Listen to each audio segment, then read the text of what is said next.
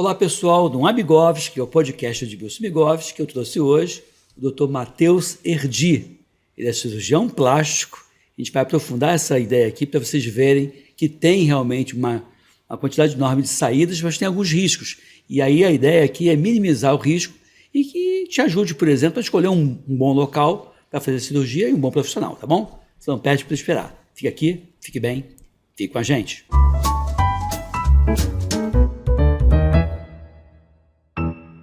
Matheus Herdy, um prazer enorme estar com você aqui. Você tem quase 2 décadas de formação médica, né? Tem aí 1 década e meia de cirurgia plástica, já trabalhando bastante tempo. É um cirurgião com título de especialista em cirurgia plástica.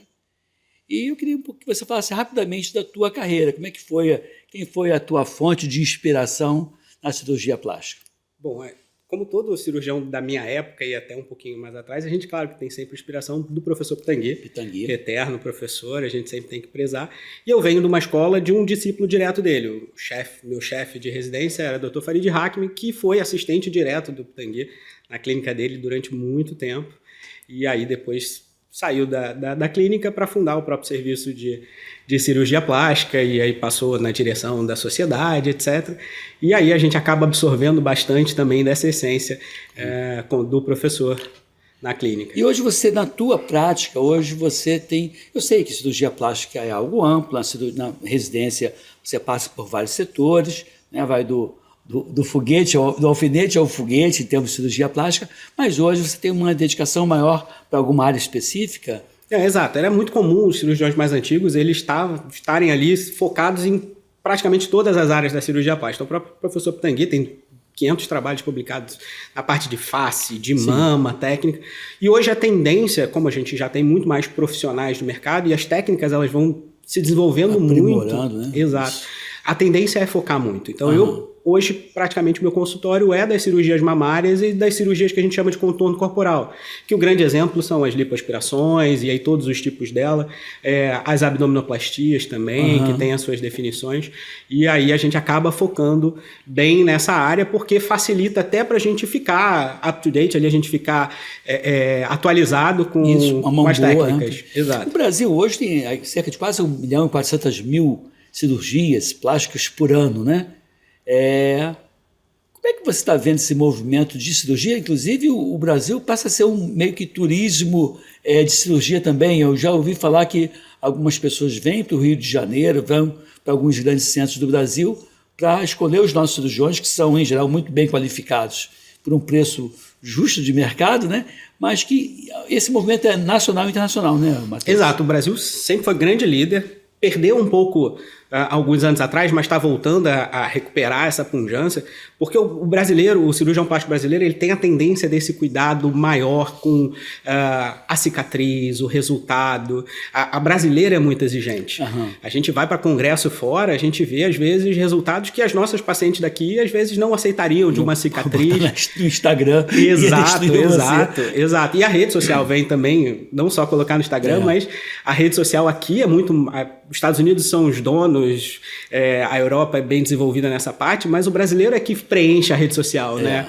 Então elas gostam ali de estar colocando aquela barriguinha saradinha, aquele decote. A brasileira tem essa tendência de estar mais exposta. Tropical, né? Acho exato, que exato. Você se expõe mais. A Europa acaba se fechando mais, apela para as roupas coloridas e tenta manter a alegria, que o brasileiro vai bronzear a pele, dá um jeito no cabelo, essa mistura de etnias que eu acho que dá um ar diferente para o brasileiro, que é na alegria, no modo de se vestir, na forma de se apresentar e talvez essa exigência em relação às cicatrizes, né? Hoje, qual é o perfil dessa mulher que vem buscando a cirurgia plástica? São as pessoas com 60, 70 anos de idade ou são as mais jovens insatisfeitos com o formato do corpo? É engraçado que no Brasil a gente tem essa miscigenação e a divisão dos estados também. Então, assim, aqui mais para o sudeste, norte, nordeste, como a praia está muito presente, então as cirurgias corporais elas são bem desenvolvidas, inclusive já estimulando a pacientes jovens a procurarem, porque acabam ficando mais expostas. Nos mais frios, as senhoras que já estão com aquelas ruguinhas acabam tendo uma prevalência um pouquinho maior. Não que aqui não tenha, mas os cirurgiões de contorno corporal, eles acabam se acumulando muito nessas regiões de praia, exatamente porque a gente tem uma demanda maior e, consequentemente, uma exigência muito maior, porque elas vão estar... Assim, e o curioso, assim, que em relação à face, houve uma evolução em procedimentos que não são tão invasivos que você não observou no resto do corpo, né? Não tem jeito de você, introduzindo aqueles canalículos ou aplicando toxina botulínica, de botar o peito aqui em cima. Se aquilo é uma coisa que deixa aquela mulher insatisfeita, não tem outra saída a não ser fazer uma cirurgia clássica, né? Diferente da face, a gente vai estar falando de regiões onde a gente tem um peso maior, por exemplo, a mama, um bumbum. É claro que tem técnicas que melhoram qualidade de pele, atividade física, né? Exato. O próprio emagrecimento, né, que vai mostrar mais as curvinhas que a gente tem, mas realmente, comparado com o rosto, essas partes estéticas, esses procedimentos pequenos, minimamente invasivos, de corporal ainda estão se desenvolvendo. Entendi. Mas já está bem avançado. Já tem algumas técnicas que já fazem aí resultados sem cirurgia propriamente dita. Interessante.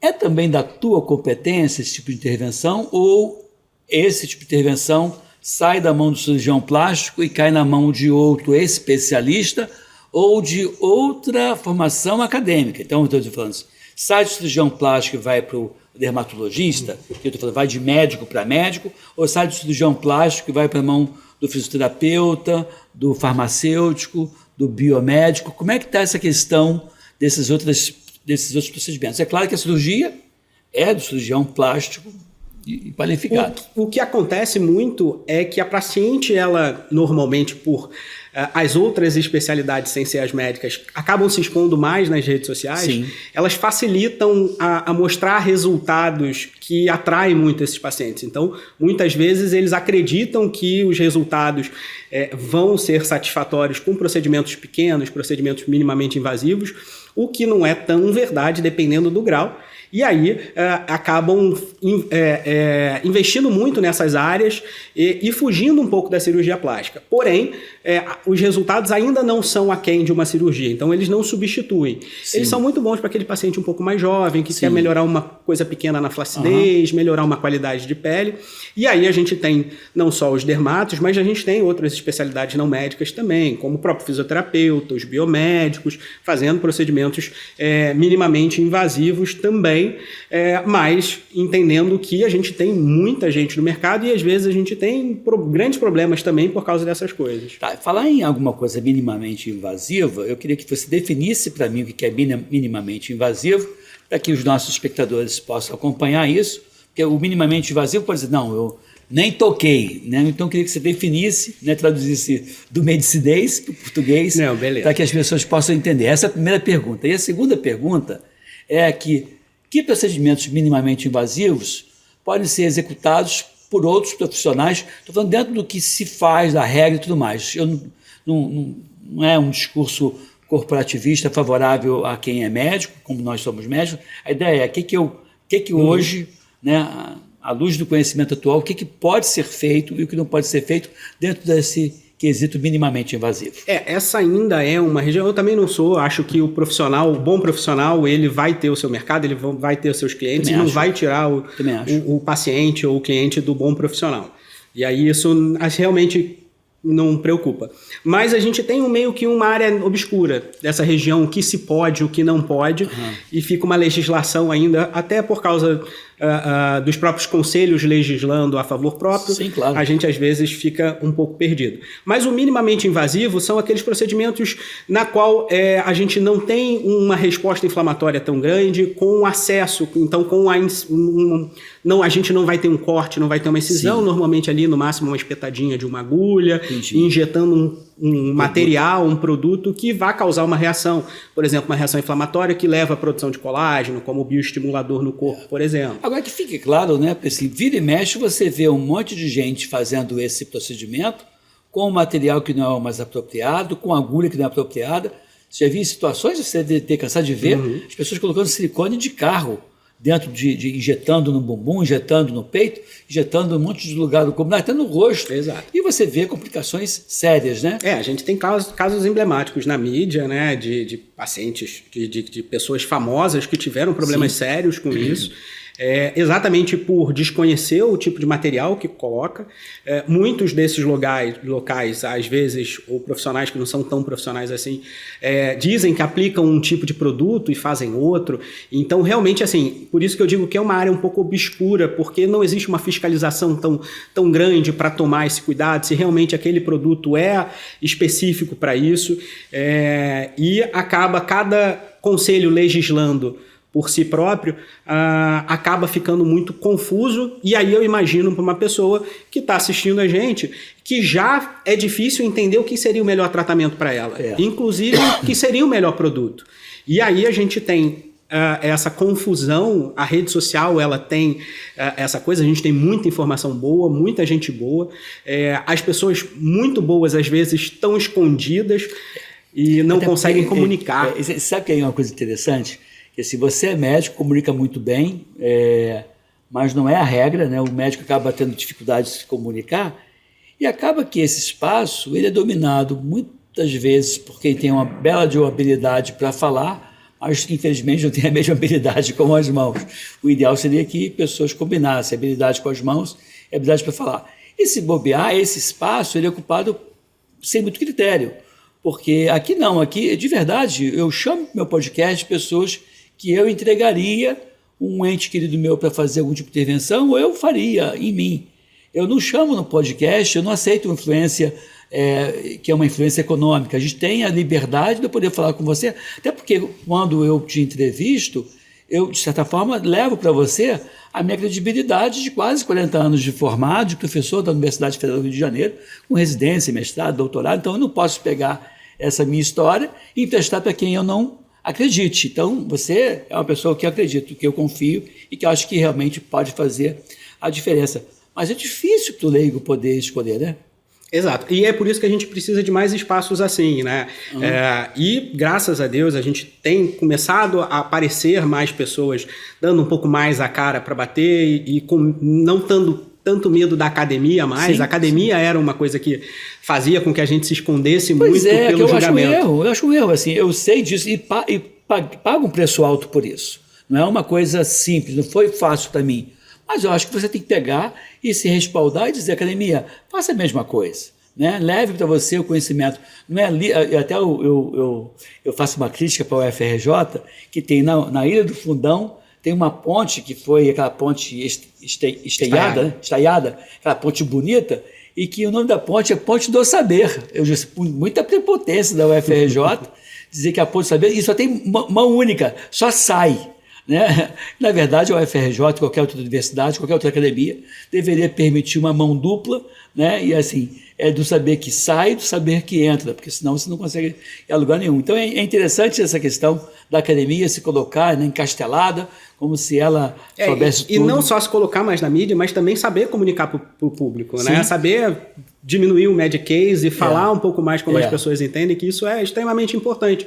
E aí, bate-papo como esse é extremamente importante para a sociedade. Hoje você tem situações onde você olha para o paciente e diz assim, puxa, esse paciente podia fazer tais e tais intervenções antes de uma intervenção cirúrgica. Eu queria que você me falasse como é que você aborda essa questão do cliente, porque ele vai com a expectativa do resultado imediato. Como é que se identifica, como é que é esse papo, e se você conta nesse momento de comunicar com outros profissionais do tipo nutricionista, nutrólogo, fisioterapeuta, educador físico, psicólogo. E o assunto é bem interessante porque eu estou trazendo para ele aqui, porque tem situações de pessoas que não precisam fazer a intervenção e vão lá e como é que você comunica? Porque, de certa forma, a pessoa já juntou o dinheiro, quer operar. E como é que é isso, Matheus? Não, eu tenho duas frases que quem me segue nas redes sociais já deve ter escutado várias vezes. Quais são as suas redes sociais? Bom, Meu Matheus escreve um pouquinho diferente, né? Então a gente está colocando aqui embaixo para vocês me seguirem. Vai lá e vocês vão escutar essas frases. Tem o T, né? São dois T's, o W, tá aqui embaixo. Tá eu nasci nos Estados Unidos, mas eu morei no Brasil e fui alfabetizado no Brasil. Então eu sou da época da reforma antiga ainda do português. Então o meu nome tem W, tem Y e não tinha no ABC da área daquela época. Então... E você então, inglês, americano, e eu aqui queria que você estava entendendo tudo de inglês. Não, você está falando em português, né? Mas vamos lá. Então, como é que você... Qual é a frase? Repete. Não, então, eu falo sempre que assim, você precisa ajudar o seu cirurgião a te ajudar. É verdade. Porque isso é extremamente importante. A gente hoje tem essa cultura do imediatismo, né? Essa geração, principalmente essa última, depois dos millennials para frente, de querer as coisas. A informação chega muito fácil, as coisas chegam muito fáceis, sem muito esforço. E aí, inclusive, querer o corpo desejado, a forma da mama desejada muito rápido. E chegam pacientes exatamente com problemas de saúde, pacientes com sobrepeso, na qual os resultados da cirurgia eles vão ser muito aquém do que você poderia ofertar. Sim. Então, essa rede de outros profissionais antes da cirurgia, ela é extremamente importante. Principalmente quando você percebe da pessoa uma certa confusão do que ela quer, do que ela almeja. Exato. Como a gente conversou antes das redes sociais, a vida na rede social ela é maravilhosa. E tem filtro, né? Exato, exato. E até quem opera, coloca lá, na verdade ninguém viu toda aquela transformação até chegar ao final da cirurgia. Então a gente tem ali o antes e depois, e nesse meio do caminho, o pós-operatório, aquelas questões todas, uso da cinta, aquelas placas que não são nada bonitas embaixo da roupa, elas são extremamente complicadas e ninguém mostra muito isso. Então as pessoas que vêm na rede social, às vezes acham que aquilo ali é uma maravilha. Entrou como se entrasse naquela... Tem uma chargezinha de um monte de mulherinha enfileirada entrando numa máquina e saindo do outro lado já toda bonitona. Não é isso. Né? Não é isso que funciona. Então a gente tem sim uma etapa a se seguir. O sobrepeso ele atrapalha muito. Primeiro que assim, o pós-operatório ele já vai aumentar muito a queima calórica, né? O metabolismo daquela pessoa. E se ela está acima do peso, você faz ali a cirurgia, por mais bonitinha que esteja, ela vai perder peso no pós-operatório. E aí ela pode prejudicar o resultado da própria cirurgia. Entendi. Então isso também é outra coisa que a gente tem que tomar. O ideal é que você, uma pessoa que está com peso um pouco acima, porque tem gente que faz isso, vou operar, aí mete bronca, enfia o pé na jaca, e acaba depois mantendo o hábito. Assim, eu tenho uma certa vez eu li tem uma informação científica, já não lembro mais qual era a fonte, que dizia que para você criar um hábito, eu tenho o hábito de caminhar, eu tenho o hábito de atividade física, eu tenho o hábito de determinada situação, você tem que ter no mínimo 3 meses de prática. Então, é o tal dos 100 dias, um pouco mais de 3 meses, que você pode dizer, não, agora eu estou andando. Existe essa questão de você pegar o paciente e dizer, não, vamos agitar você antes, até preparar você para uma melhor cirurgia, para um melhor resultado. Mas assim, quando você fala isso, comunica isso, do jeito que você comunica, bonitinho, redondinho, para 100 pessoas, dessas 100, quantos esperam esse período e quantas vão para o cirurgião plástico que não vai ter o mesmo cuidado que você? Na verdade, a grande maioria, ali um percentual... O problema é as pessoas quererem se comprometer, exatamente isso, de querer... criar o hábito, propriamente dito, para poder modificar a vida. E aí, o que não entende... Eu recebo muito paciente de pós-operatório que veio a mim e que a gente teve que contar essa história, que tem que emagrecer, tem que melhorar a musculatura, e a paciente vai para outra. E depois de um tempo, bate na portinha do consultório... Eu voltei aqui, eu acho que você tinha razão, meu resultado não foi bom, e agora o que eu posso fazer? Pois é, e aí o resultado vai continuar não sendo tão bom quanto seria se você tivesse cumprido esses rituais pré-operatórios. Exato, né? Exato. E aí a gente tem que sempre explicar que uma cirurgia secundária, uma cirurgia feita uma segunda vez, ela não vai ter o resultado de ter acertado na primeira. Então, essa é outra complicação que às vezes as pessoas, e aí de novo, esse imediatismo enraizado hoje na sociedade traz e é muito prejudicial. E prejudica o resultado, aumenta o custo da pessoa, aumenta o tempo de recuperação e o resultado não vai ser o que era. E teve aquelas situações de pessoas assim que toparam adiar, aí fazem a dietinha, atividade física e vão e ficam felizes da vida depois, né? Sim, sim. Por isso que a mudança de hábito antes da cirurgia ela é extremamente benéfica para o resultado a longo prazo. Então, você mudar seu estilo de vida não quer dizer que você precisa virar rato de academia, não quer dizer que precisa ter uma dieta extremamente regrada, nada. Mas você ter uma vida que vai manter aquele corpo, que vai manter uma vida saudável, e aí você mantém também com isso o resultado. Já teve situações dessa pessoa pegar, fazer essa abordagem que você fez do pré-operatório, e depois de 3, 4, 5 meses que você avalia, assim, a pessoa dizer, doutor, eu desisti porque eu estou bem, obrigado. Exato, não, isso é o que mais, isso também acontece bastante. Mas é melhor acontecer isso do que você perder o cliente e o cara querer vir corrigir depois. Exato. Eu vou contar que eu sou uma prova viva disso. Isso é uma das coisas que acabou me levando para a cirurgia plástica. Sim. Ali no final da faculdade, início da residência de cirurgia geral, né, que a gente faz ali um período de 2 anos antes, a cirurgia geral é bem exigente. Eu fiz residência aqui no Salgado Filho, então passava a semana inteira, exato. E comendo mal na lanchonetezinha ali de baixo. Engordou. E aí, acabei já a faculdade mais cheinho e terminei ali no meio da residência. Casado, também vai relacionar aqui, chega conquistado o amor da sua vida. Exato. E aí a gente foi para um congresso, eu e minha esposa, a gente foi para um congresso em Brasília, e aí eu tive uma dor no peito. Caramba. Achando que eu estava infartando, achando que eu ia morrer aquele dia. Mas, na verdade, não era nada demais, etc., graças a Deus. Mas me assustou. E aí, qual a primeira coisa... Exato, eu não estava na cirurgia plástica, mas qual a primeira coisa que eu pensei? Vou emagrecer com a cirurgia plástica. Olha só. E aí é o pensamento exatamente o que eu falo para os pacientes. Mas também há de convir que era o pensamento de um médico com 1 ano de formado, 2 anos de formado, que é muito parecido com o pensamento de pessoas. Exato, porque a gente está na sociedade. Então, o pensamento que está na sociedade é o nosso ali. E aí eu aprendi exatamente isso, que eu fiz uma lipoaspiração, eu não estava muito gordo. Fez mesmo? Fiz uma lipoaspiração. Talvez se eu tivesse pego o Matheus Herdia, o cara mais experiente, ele tivesse... Não, né? Segura a onda. Exato. Mas a gente sabe, o médico sempre tem um pouquinho mais de acesso aos bastidores, a gente consegue convencer. E aí fiz a lipoaspiração. 6 meses depois eu estava mais cheinho do que antes da cirurgia. Por quê? Porque eu estava continuando naquela vida. Claro. E aí foi um pouquinho tempo depois, eu tomei jeito na vida e aí comecei a praticar exercício físico, voltei a frequentar academia e tal. Isso é fundamental. Assim, o que eu defendo aqui muito, Matheus, é justamente o que a gente chama de medicina do estilo de vida. Eu já falei vários podcasts sobre isso, que segundo o Harvard de 2004, o Harvard fala que é dormir bem, comer bem, atividade física, gerenciar estresse, bons relacionamentos e não abusar de drogas lícitas ou ilícitas, não sair bebendo todo o vinho do mundo, toda a cachaça do mundo. E Harvard teve alguns pecados, até hoje isso fala dos 6 pilares. Não é que chama de pilar quando na verdade devia ser elos, porque se esse pilar dormir bem, ele despenca, compromete todos os outros pilares. Então, eu sempre imagino um tapume com 6 colunas, mas se uma cair, a coisa vai continuar de pé. Mas aqui não, que vai cair tudo. Então, não dá. Então, para mim, são elos que vão romper essa corrente caso um desses elos se rompa. E aí eu coloquei também, eu ousei criticar Harvard, né? Eu vi até que você tem uma formação por lá. Eu ousei criticar que faltou algumas coisas fundamentais, como, por exemplo, saúde oral não está aí nessa brincadeira. Não botou autoestima, que eu acho que é outra coisa importante, e não colocou prevenção de doenças infecciosas com foco em higiene pessoal e vacinas, que eu acho que é uma coisa importante também.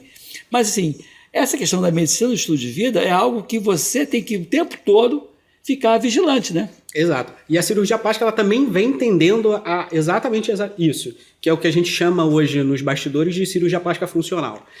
O funcional traz muito dessa coisa da medicina integrativa, que ainda tem uma barreira dentro da nossa classe grande, infelizmente, mas que ela é extremamente importante. Hoje a gente vem um grupo grande dentro da cirurgia trazendo esses resultados de melhoras, inclusive num pós-operatório mais tranquilo, com menos reações inflamatórias, com cicatrizações melhores. Então, paciente que tem até a tendência a fazer cicatrizes hipertróficas, com alguns cuidados, tirar daquele processo inflamatório crônico. Essa cicatriz é o que chama de...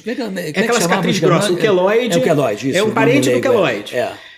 Mas a gente também obtém melhoras, inclusive nisso. E aí eu acho que o único pilarzinho que faltou, que a gente também comenta bastante, é o pilar intestinal das bactérias, da flora. Isso, cada vez mais em voga isso, né? Exato, porque a gente sabe que Às vezes, essas bactérias elas trazem muito um perfil inflamatório para o paciente, aquele gordinho que não digere bem os alimentos e que tem um ritmo intestinal ruim, que vai também ali impactar na questão do próprio sono, do estresse do dia a dia. Exato. Então, e você hoje na tua clínica, você conta com que profissionais trabalham com você? Você tem uma clínica estruturada ou você tem uma...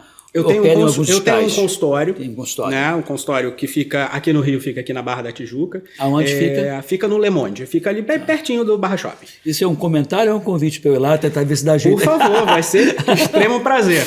Eu não vou contar... Eu vou dizer que você é um bom médico, mas não faz milagre. Não, obrigado. Eu não vou contar que nessa época que eu estava gordinho e ia para residência, no Salgado Filho, era todo dia de manhã, acompanhava você com finado Boechat. Era a hora que eu estava entrando na residência. Então, legal.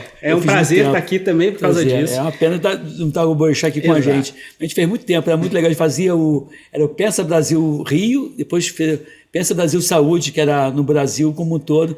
E foi muito legal, porque eu levava assuntos diversos e quando eu não sabia, eu sempre tinha a humildade, o reconhecimento de dizer, não, conversei sobre esse assunto com o doutor fulano de tal, ele me disse isso, porque eu sabia que tinha muito colega me ouvindo. Esperando escorregar na casca de banana. E eu não queria dizer que eu sabia de tudo, que eu não sei de tudo, como a gente não sabe, mas eu me cercava de bons profissionais e dava o recado e dava o crédito àquela pessoa que me deu a dica. Diferente de alguns colegas que trabalhavam na mídia, e eu não vou falar em respeito a ele, mas assim, alguém falou assim, pá, fulano de tal é humilde e obeso, né? Eu falei, humilde por quê? Não, porque ele vira e mexe, me tira dúvida comigo, me procura. Sim, mas ele na hora que vai divulgar a informação, ele te dá o crédito? Não, então não é humildade para mim, tem outro nome. Porque por mais que eu queira buscar uma fonte de cirurgia plástica em livros já é desatualizado, o artigo desatualizado, muitos artigos com viés de interesse de alguém que queira aquele resultado.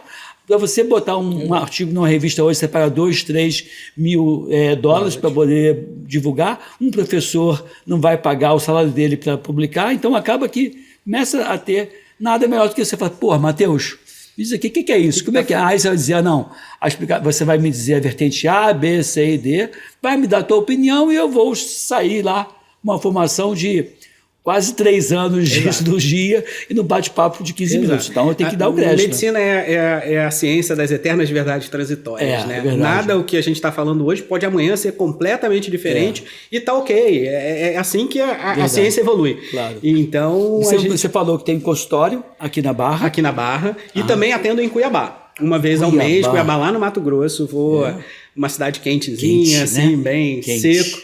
Mas já acostumei. Você fica lá quanto tempo? Fico uma semana. Uma semana. E aí eu tenho também uma equipe lá para dar assistência para os pacientes enquanto eu estou aqui.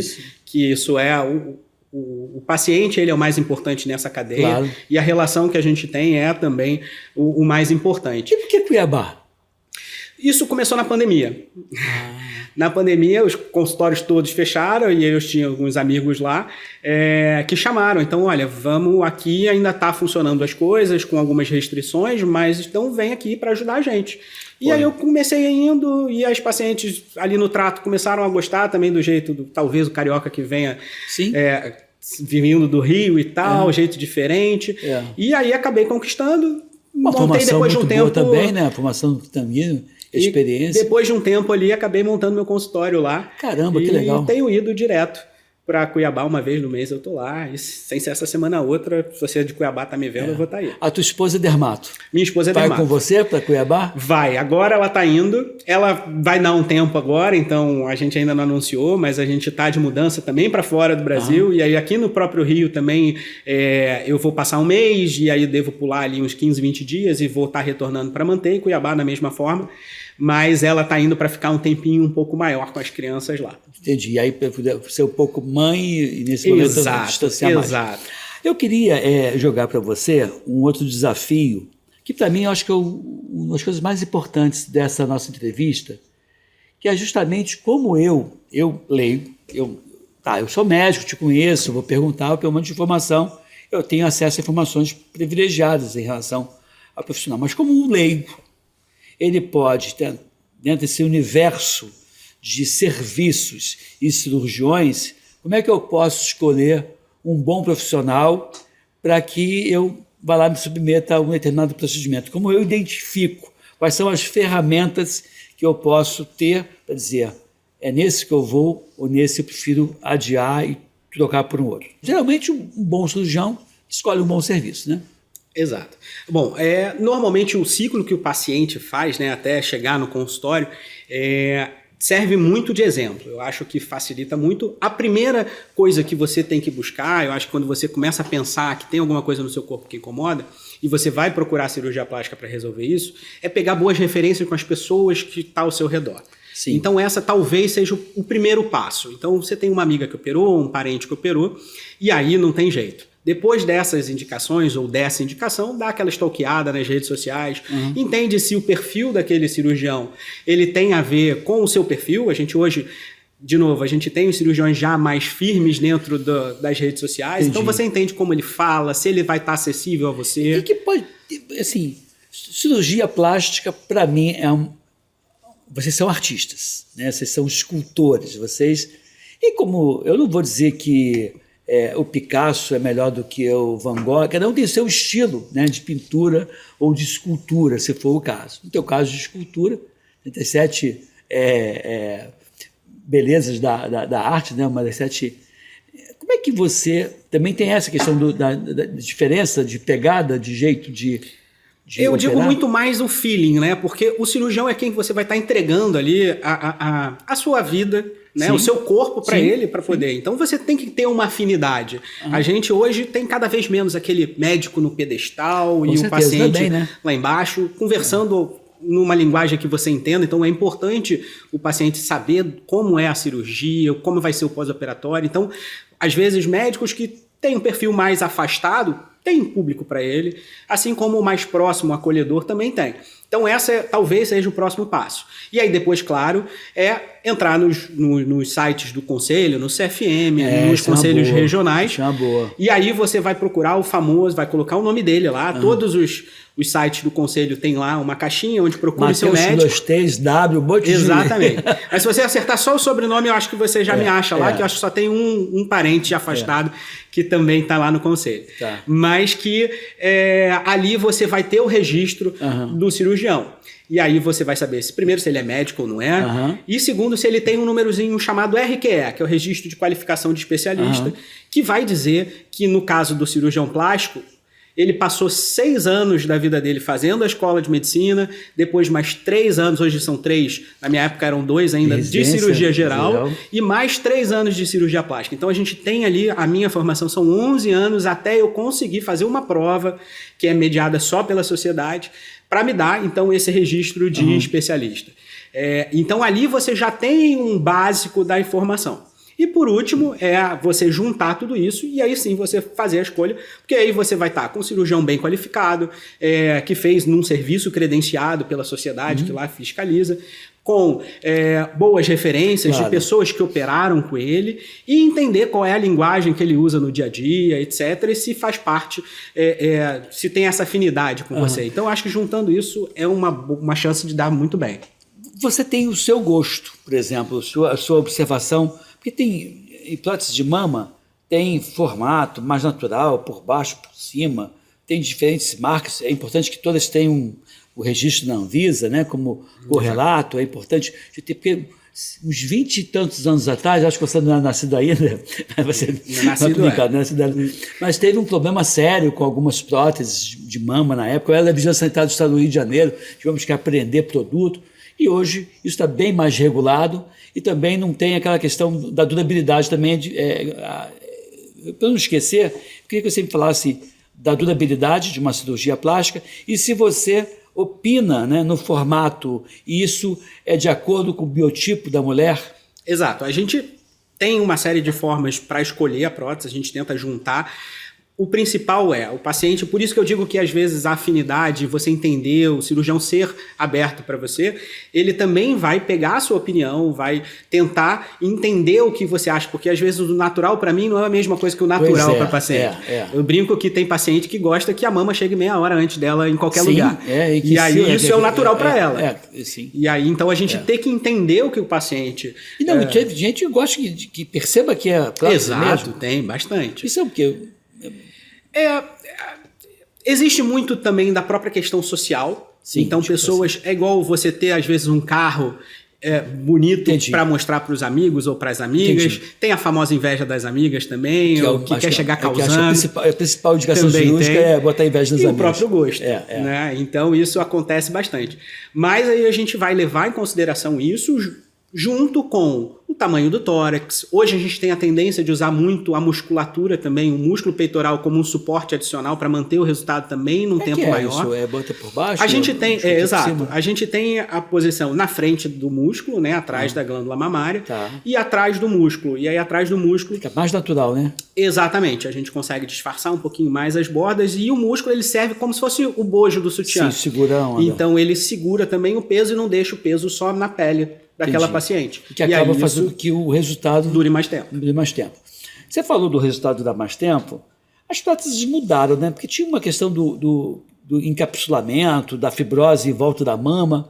Como é que é isso, essa fibrose? É ser humano dependente ou é técnica e prótese dependente? Isso é um misto de tudo. Tá. Na verdade, hoje a gente tinha próteses mais antigas no qual o gel de dentro dela era um pouco mais líquido. Sim. E aí a gente tinha aquela questão do prazo de validade ali, que eram 10 anos. Hoje em dia não tem mais. Vamos lá, só um detalhe. Quem operou, tem 15 anos, está bonitinho, essa coisa de 10 anos, 10 anos tem que tirar, tem que trocar, ou você... avalia, faz Na verdade, exames. O ideal é avaliar para saber, porque a gente tem essa transição de próteses ali em torno de 10, 15 anos atrás. Então, a gente já tem próteses de quarta e quinta geração, que são essas com gel mais coeso, mais firme, no mercado nessa época. Então, a gente consegue avaliar qual é. Exames de imagem, a gente vê como está a prótese, né? E aí, a gente, com isso, avalia. Se a paciente for mexer na mama, a mama cair um pouquinho, ou vai fazer uma intervenção em outra, talvez seja o ideal trocar. Porque mesmo essas próteses novas, apesar delas não precisarem ser trocadas, o ideal é que troque, porque ela continua o processo de envelhecimento. Então, o que isso quer dizer é que ela vai perdendo a resistência dela. E principalmente quando essa prótese é colocada atrás da glândula mamária, mais à frente do músculo. Atrás do músculo também. Também acontece o mesmo processo, só que o músculo acaba sendo um processo de massagem crônica ali em cima da prótese, então a gente tem uma tendência de formar uma cápsula, que é um envelope que o nosso organismo cria, porque ele entende que é um corpo estranho, e aí a tendência é a gente ter essa cobertura um pouquinho mais fina atrás do músculo e mais maleável. Mas não é um processo doloroso? Não. Em nada. E também por ser atrás da musculatura, mesmo a outra não atrapalha, por exemplo, o processo da mulher dar de mamar? Em nenhuma delas. Nenhuma delas. O que pode atrapalhar são nas outras cirurgias na qual a gente diminui a glândula mamária. Isso aí é claro, inerente, a gente diminui a quantidade de glândula. É a mesma coisa, talvez, daquela menina que nasceu quase sem nada. Ela vai ter uma certa dificuldade, às vezes, para produzir leite. Mas não quer dizer que ela não consiga. Isso. E vem cá, a questão da sensibilidade e da relação sexual após uma cirurgia dessa. 3 perguntas. Quando essa mulher que fez uma cirurgia de mama volta para a atividade física, se tem alguma restrição em relação à relação sexual e se existem complicações do tipo, perdi a sensibilidade, ela tinha toda lá gostava do carinho e deixou de gostar. Isso é comum, essa complicação? Não é comum. 3 perguntas, hein? Beleza, então vamos lá. Eu brinco que as 2 perguntas que a paciente brasileira mais fazem quando eu posso malhar? Na verdade, malhar a brasileira nem fala tanto, mas quando eu posso ter atividade, quando é que eu posso beber de novo? Entendi. Quando é que eu posso tomar aquela cervejinha? Mas a questão da atividade sexual, normalmente, num pós-operatório tranquilo, em torno de 15 dias, aquele papai e mamãe calmo, etc. E eu brinco nas redes sociais que é o papai e mamãe ali com 15 dias e ali com 60, aí você está liberado para os 50 tons de cinza, né? Porque aí a gente já tem a volta à atividade física, etc. Já não teria nada que prejudique o pós-operatório propriamente dito. Então a gente tem também atividade física ali por volta de 30 dias, a gente começa uma atividade aeróbica leve, vai aumentando gradativamente, depois libera membro inferior e aí então ali em torno de 45, 60 dias, membro superior para poder malhar. Entendi. Que é quando pode os 50 tons de cinza. Entendi. Aí, amarrar, pendurar e tudo, não entendi. Qualquer coisa. Puxar ferro. Mas hoje essa questão de levantar braço, de não doer atrás do músculo, que isso era um mito que existia, quer dizer, um mito. Era uma verdade que existia na cirurgia atrás do músculo, que era a cirurgia mais dolorida para colocar uma prótese, e por isso hoje a gente já sabe que não. O que acontece? Hoje a gente consegue, com mecanismos adaptados da medicina esportiva, por exemplo, a gente sabe que quando um atleta ele lesa um músculo, a primeira coisa que ele faz são movimentos de alongamento. Sim. E aí, o que doía exatamente na prótese atrás do músculo é esse músculo fazendo uma contratura crônica. Claro. Então, hoje, a gente já libera os movimentos do braço para alongar o peitoral. E esse hoje é muito recente. Exato, que são as técnicas de recuperação rápida. Mas então, recente isso? Bem recente. Quanto tempo tem essa história? A gente está gravando... Veio um movimento ali um pouquinho no começo da pandemia, mais ou menos final de 2018 para 2019, a gente começa o movimento da recuperação rápida. Então a gente está gravando esse vídeo aqui, gravando esse podcast na segunda quinzena de maio de 2023, e a gente está falando desse procedimento, é uma intervenção de 3, 4 anos para cá. Exato. Na verdade, ela já existe, descrita desde 2001 pelo John Tabet, que é um cirurgião plástico, faleceu há pouco tempo, faleceu em 2020, nos Estados Unidos, e na qual ele apresentava em todo o congresso, e as pessoas zombavam muito dele, de que a paciente operava e ele queria que a paciente à noite saísse para jantar. E ela podia sair da clínica dirigindo o carro. Entendi. Né?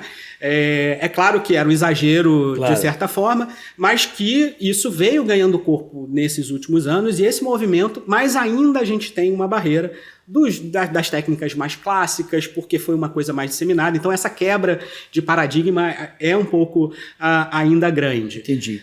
Me fala aqui uma coisa, você fala da lipoaspiração como sendo um dos procedimentos mais frequentes. Você faz muito mama e muito essa coisa da lipoescultura.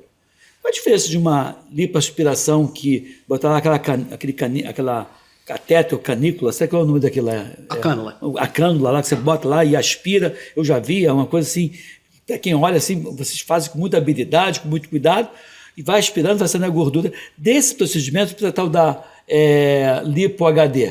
Então, todas elas são lipoaspirações. Tá. Né? Então, a lipoaspiração é o processo que a gente, através de uma cânula, a gente vai lá aspirar a gordura. Sim. Tá? Então, basicamente, são todas. A lipoescultura, a gente usa essa nomenclatura quando a gente vai aproveitar a gordura e usar ela para fazer um enxerto no bumbum, no homem, no caso peitoral, bíceps, etc. Então, existe essa diferença para facilitar a comunicação. Você injeta gordura no peitoral do cara... Também, igual o bumbum na mulher, o homem às vezes... Ele não fica mole, não? Na verdade, ele pode ser feito intramuscular, guiado por ultrassom, por causa do risco de embolia, mas que é ali, às vezes, injetar a gordura dentro de um vasinho de sangue. Claro. Mas também um pouco no subcutâneo. A gente não faz o peitoral, a gente não precisa daquele aumento igual o bumbum, por exemplo. Sim. Mas ele dá uma boa sustentação e aí ele traz também esse resultado um pouco mais do atleticismo. Ele é muito ligado à lipo-HD. A lipo-HD ela é só uma filosofia. Na verdade, ela não é uma lipoaspiração diferente. Ela tem a filosofia de você usar a anatomia daquele paciente para mostrar mais os relevos musculares. Então era comum, a gente ia na praia aqui no Rio e a gente via aquelas mulheres que fizeram lipoaspiração com aquela barriga reta, sem desenho. Isso. Então hoje a gente usa essa questão da escultura, né, da arte, fazendo esses efeitos de luz e sombra, aonde tem as inserções da musculatura do reto abdominal, a linha alba ali em cima. Então a gente consegue delimitar. Se ela tem o paciente tem os gominhos, já a musculatura boa, a gente salienta ela ainda mais para ela aparecer. Porque é muito comum o homem principalmente, malha e o gominho não aparece. Estou vendo aqui, começando a ficar interessado aqui, eu estou olhando pro Matheus e falei, opa, vamos lá. Malha ali não aparece porque é uma região que a gente tem ali da nossa origem lá, dos homens da caverna. Acabando aqui o podcast, eu vou expor meu abdômen assim, depois eu te conto o que deu, mas vamos lá. E aí, lá dos homens da caverna, o acúmulo de gordura ali para sobreviver, o tempo que passava fome. Isso a gente está na nossa genética até hoje. Então, esses acúmulos escondem a musculatura, né? A pessoa tem que estar com um percentual de gordura muito baixo, mas às vezes a musculatura está boa. É claro. Então, o que a gente faz? A gente diminui a espessura da capa de gordura naquela região. Entendi. E aí o músculo acaba aparecendo mais. E além disso, hoje a gente também tem os enxertos de gordura dentro dos grupos musculares, também guiado por ultrassom, que aí a gente consegue aumentar ainda mais a espessura desse gominho. Entendi. Aí você dá uma entremeada de gordura. A gordura ela é hoje a grande fonte de retirada para a célula-tronco. Claro, também. Então, existem estudos que mostram que a gente consegue fazer hipertrofia muscular com enxerto de gordura. Ah, tem lógica. Também. Isso. Tem lógica.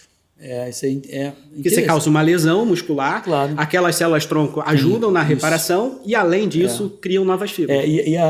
Eu dei muita aula de célula-tronco para uma empresa que eu trabalhava como consultor, e aí eu dizia assim que a célula-tronco é uma célula Maria, vai com as outras. Me diga com quem andas, eu te direi quem és. Né? Então, você introduz uma célula tronco na musculatura, ela assume formato e a função da musculatura, ou do nervo, ou da gordura, ou de qualquer outro tecido que você queira. É bem interessante. Em termos de risco, você tem, assim, que tipo de risco eu tenho hoje numa lipoaspiração que eu teria que ter medo se fosse fazer uma cirurgia dessa? Você tem grupos de risco que você diz, olha, cuidado com você, tem que ser aumentado? A gente tem problemas que podem aumentar o risco. O grande risco da lipoaspiração são dois, basicamente. A perfuração, né? Sim. Por isso que um cirurgião treinado, ele é extremamente importante nesse aspecto de redução disso. Hoje a gente tem o estudo da sociedade, é um pouco antigo, se eu não me engano ali de 2012, que 98% das complicações que tiveram com perfuração de lipoaspiração foram de profissionais sem registro de qualificação de especialista. Então, o registro não te garante o 100% de sucesso, mas pelo que a gente viu, a ausência dele impõe um risco que pode ser evitado. Tem que escolher um bom profissional. Exatamente. E o segundo risco é a questão das irregularidades, no que não seria um risco grande, mas a retirada em excesso sim pode ser um risco grande para aquele paciente. Então, por isso que às vezes a gente fala que o paciente gordinho ele não é um candidato à lipoaspiração. Lipoaspiração é um tratamento para gordura localizada e não de emagrecimento. Entendi. E aí, para emagrecer uma pessoa na lipoaspiração, você vai começar a atravessar talvez a ponte do risco, do limite de segurança, que é ali em torno de 5% do peso corporal que a gente pode tirar. Então, assim, você acabou 20 anos atrás se submetendo a um procedimento que hoje se eu tivesse a maturidade que eu tenho hoje, a experiência que eu tenho hoje, eu não faria. Exato. Você não é um paciente que você operaria, né? Então, exato. Apesar de... Na época é outra história. Eu não estava tão gordinho, mas eu quis ali muito mais o atalho de tentar chegar ao corpo rapidamente e que eu estava fora de forma, etc. Porque não era só a gordura, a musculatura também não estava desenvolvida. Mas o limite de segurança ele é extremamente importante. Hoje, a gente está quase acabando o nosso podcast, mas hoje eu percebo um movimento muito dos pacientes de sexo masculino indo, né? Sexo masculino com estereótipo masculino. Hoje é complicado, mas eu estou falando, dividindo classicamente a mulher e o homem, sem entrar nos detalhes das LGBTQs, eu estou fixando na questão bem específica e conceito mais antigo, eu sei, mas hoje, quem mais procura você? É o homem ou a mulher? Ainda é a mulher. A mulher. Com qual percentual hoje? Há uns 5 anos atrás, talvez fosse um percentual ali de 5% do consultório. Hoje já está ali uns 15%, 20% do consultório, por causa da própria lipo de definição. Antigamente era um homem mais velho que ia ali fazer a pálpebra, ou às vezes uma lipinho de papada, mas eram procedimentos que eram facilmente mascaráveis. O homem ainda tem um pouco de vergonha, mas hoje, com essa questão da própria exposição de rede social, acaba perdendo um pouco mais. Então, a geração mais nova, ela acaba procurando um pouquinho mais para mostrar o esforço da academia, por exemplo. Tem um amigo meu que mandou aqui um WhatsApp e diz assim, qual é a idade ideal para fazer a lipoescultura HD? Depois de 60 é possível ainda, não? Basta estar com uma boa saúde. Tá vendo, amigo então, meu? Esse é o principal. Cirurgia plástica não é uma cirurgia para correr risco. Sim. Então, a gente não está tratando nenhuma doença ninguém morre de um pouquinho de gordura, ninguém morre de peito caído. Tem que ser... Então, tem que estar com a saúde em dia. Esse é o principal. Os exames têm que estar ótimos e tem a indicação da cirurgia. Entendi. Independente da idade, a gente consegue, paciente, é claro, que a gente às vezes tem que tomar cuidado, porque a lipoaspiração, se for em excesso, ela pode gerar flacidez. Sim. Então é um cuidado, ou associar outras técnicas para retirada de pele, etc. Mas, paciente de boa saúde, pele boa, somente ali a escultura mesmo, pouca gordura localizada, é o paciente que pode operar em qualquer momento. Isso aí, Matheus Herdi, adorei conversar com você. Você fala muito bem, de uma forma muito clara, fala português da medicinês. Eu acho que as pessoas que estão nos vendo aqui, elas gostaram. Mandem as suas mensagens, divulgue esse vídeo, se inscreva no meu canal, siga o Dr. Matheus Herdi, que está aqui embaixo o nomezinho dele, nas redes sociais dele.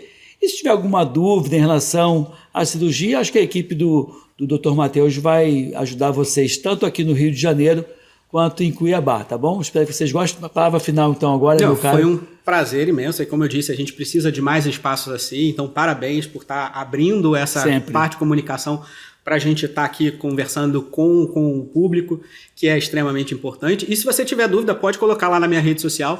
Sou eu que respondo, então não tenho ninguém que vai responder, então você pode perguntar lá, ficar à vontade, que vai ser um prazer também estar respondendo vocês lá. Muito legal falar aqui contigo, espero tê-lo aqui outras vezes. E quem sabe se amanhã depois a gente faz um reality show, eu com ele lá, ver como é que fica antes e depois. Edmilson Migovski é forjado, formatado ou aprimorado, ou upgrade nas mãos do Dr. Matheus Herdi. Quem sabe? Vamos lá. Gente, divulgue esse vídeo, porque informações de qualidade são capazes de salvar vidas. Fique aqui, fique bem e fique com a gente.